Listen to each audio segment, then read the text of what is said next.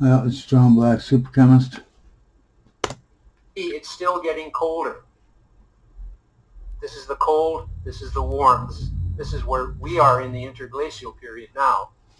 The interglacial period we're in now, called the Holocene, is actually cooler than the previous 3 interglacial periods, all of which were warmer by a considerable amount, and life flourished through them too. In other words, we are at one of the coldest periods in Earth's history now. And here is the last 800,000 years. As you can see, the Holocene is cooler than the Eemian, the La Bouchette, and the Perfleet interglacial periods. You can also see where CO2 is at the lowest level known in Earth's history, 180 parts per million, coming down from 6,000 half a billion years ago. I want you to keep in mind, it went down to 180 parts per million. It's been at 180 parts per million almost a bunch of times in the last few million years. And if it gets down to 150 parts per million and it stays there, all plants will die. And then since there's no plants, all the animals will die. And since there's no animals, all the people will die. So 150, and you can Google that, 150 parts per million. And we're last millions and millions and millions of years, we've dipped down almost to the extinction level of CO2.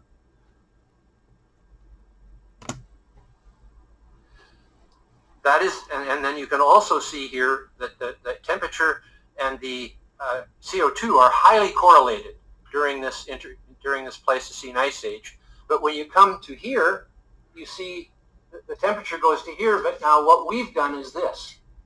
If CO2 was the cause of temperature, it would have followed this.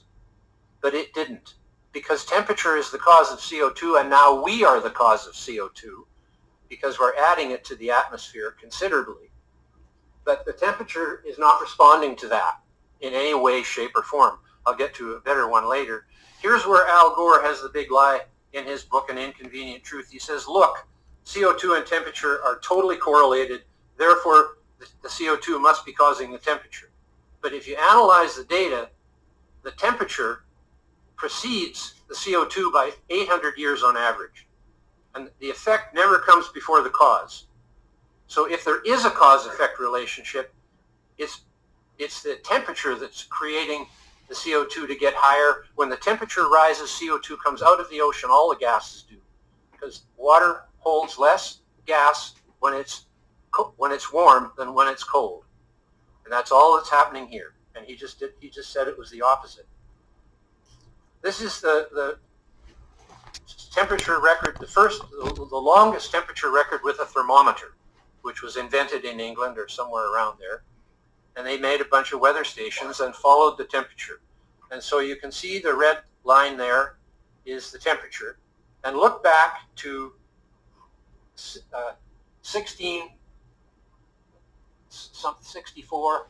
There's 2 yellow bars here. Before fossil fuels were used at all, this is a longer and larger increase in temperature than the one here, which is happening now. And see, this is CO2. If CO2 caused the temperature, this would go up with it, but it doesn't. It's very clear. So at all time scales, you can find out that CO2 is not the main driver. And so, of course, I want you to look at this, okay, this chart. So I'm going to show you some more charts, okay? I want you to look at the temperature is red and the carbon dioxide is blue. That's the way it should be. The temperature should be red, okay? And the CO2 should actually probably be another color. It should not be that blue. It should be like green or something, black, anything except blue. Because then you always think, you know, even if it's just subconscious, you think blue and red together, and you're having temperature involved. You always think that, you know, one's cold, one's hot, or whatever. It confuses you. You know what I mean? So the temperature should always be red, okay? And then the CO2 would be green, or in this case, blue. But you notice how that's the way he does it, right?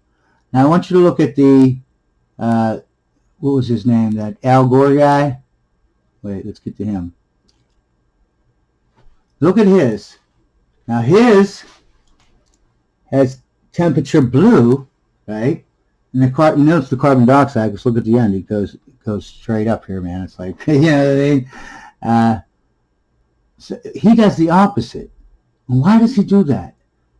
Because your subconscious mind, if you use these colors, you always think that the red is temperature. And he is using so subconsciously you're going to mix these up, right? So you're going to be thinking the red is temperature and that CO2 is blue, but it's not that way, okay? And it's just a manipulation. The way they do just these stupid little tricks, you know what I mean? Sometimes they'll take the y-axis and they'll stretch it so that these peaks and these troughs look bigger. Sometimes they'll, like I've seen a person use parts per million when you're talking about the atmosphere and stuff. Every book, everywhere in the whole world, man, for forever. And then you'll see one guy, this one guy I was watching this video or whatever, he had like 6 charts. 5 of them were using parts per million, okay? And then when they went to the chart where he was talking about the gas that he was, where the film was based on, which was methane, that chart was in parts per billion. So that the troughs and the peaks were stretched out, you know what I mean? And also, by using those different units or whatever. Another thing is I want to see, wait, let me I can get this out of here. These charts are the, what is it, the Vostok ice core, and, wait a second. No, I can't tell if I'm going to have it on the screen or not. But they're from Antarctica. Okay, let me go back.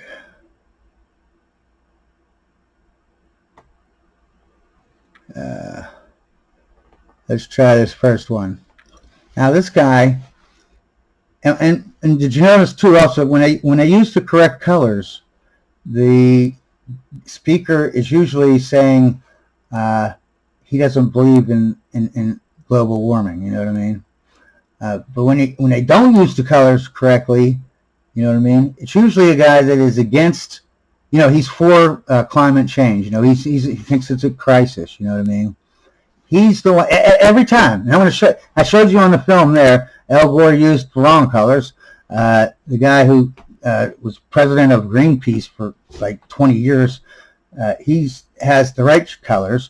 Look at this one. He has the right colors, blues. And this guy, though, I looked him up. He believes in climate change. So why did he use the correct colors? You know why? Because, see, he did something different. See, this is like 300 parts per million. And we know by every other chart, and you can just Google, what's the concentration of CO2. It's 400 parts per million. That would be up here. That carbon dioxide line should be all the way up here. That's why he used the right colors, because he's like, well, I'm going to screw him over on this, and just leave out the last, because this CO2 should be way up here, man, because it doesn't look like it correlates. If that one thing is just sticking out there, you know what I mean? So let's see another chart. Now this guy, I don't know about him. He's I don't know if I'm getting that or not. But anyways, this is on YouTube, so I don't know what and he's speaking some other language or whatever. But he has temperature in the right thing, so maybe the guy who originally did this chart, and he has a long line here, so I don't know what he believes. Like I said, it's on YouTube. Now I got to go back. I got to adjust my camera.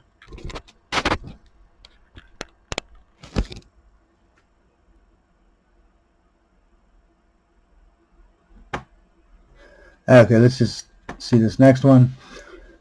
And keep in mind, some of these are all different. Like this is 800,000 years. Some of them are 400,000 years. So if these 800,000 years, it's going to be more there. You know what I mean? It's going to be more compressed. You know what I mean? So anyways, and I want you to notice too, all these charts, you really can't tell. Sometimes the red's coming down first. Sometimes the blues, like here, the blue's going up first. Sometimes the blue trails the red, sometimes the red trails the blue. But keep in mind, these charts are not exact. Okay, when they plot these things, if you don't look at the chart and go get the actual data, you will see that it always has the temperature goes up, then the CO2 goes up, not the other way around. The temperature goes down, the CO2 goes down. Just like he was saying, when you heat the ocean up, it gets more to the boiling point of the gas, and so it's not as soluble in there. If you cool it down the ocean, you know what I mean? Now it's further away from being boiled away, right? So if you look at the actual data, like the numbers and stuff, you would plainly see, like that guy said, that it always is the temperature first. Then the CO2 reacts to the temperature, okay? But it's only a little bit, you know what I mean? It looks like a lot, doesn't it? It looks like so whatever. But like I said, when it gets over here, and I want you to notice, look on this, I don't know if you can see it close enough with the camera, but it's got a hook. It's going downward. All of the charts, it's going downward. So not only is this going way up, this is going way down. And I want you to also notice, right, this line looks like a straight up and down line. But that's because look at this. 800,000 years, of course it's going to be a straight up line. This line right here is probably like, a couple hundred years, just this line. From the beginning of the line, that thickness of the line to the other thickness part of the end of the line. That's like, a lot of time, man. If you would only show like 100 or 200 years or something like that, this straight up and down line would be more like this. You know what I mean? We'll see on another chart.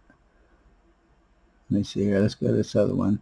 And remember, this guy, he uses temperature as blue. He does it wrong. And I looked him up. He's actually he believes in climate change, crisis. And this last one. I don't know if you can see it good enough, but there is a red line that goes all the way up to the top here. Okay. And what's funny is he's not even going up far enough, because he should probably be up about right here, and he's down here. But anyways, let's see what colors he used. He used the wrong whatevers, man. See, But I didn't notice a trend when they either leave this off, this CO2 thing that goes all the way up to here, or they have the wrong colors. Okay, and if they do that, generally they are telling you that they believe in climate change. They believe in a crisis. If they have all their stuff right, the right colors, they have this thing sticking all the way up there. The reason why I keep that thing from, they take that tail off, right, this part right here, is because if you take that out, it looks so perfect, man. It looks so perfect, man. And people don't really even take the time to be like, well, wait a second. Here the blue is going down first, and here the red is first, and just switches back and forth. No one thinks about that. Like, hey, it's not really that one is, But anyways, there was some more. Maybe there was some more on this. I don't know if there was something more that he was going to say more. Let me see. The CO2 to get higher. When the temperature rises, CO2 comes out of the ocean. All the gases do, because water holds less, and they made a bunch of weather stations and followed the temperature. Oh, this is it. And so you can see the red line there is the temperature. And look back to 1664. There's two yellow bars here. Before fossil fuels were used at all, this is a longer and larger increase in temperature than the... All right, well, anyway, see this one, this chart has it, it's only... See, this is CO2. Wait a second. It's only 400 CO2 caused... years or 200 years, and look how, see, this is flat now, you know what I mean? This right here, it was basically the straight up and down line. You know what I mean?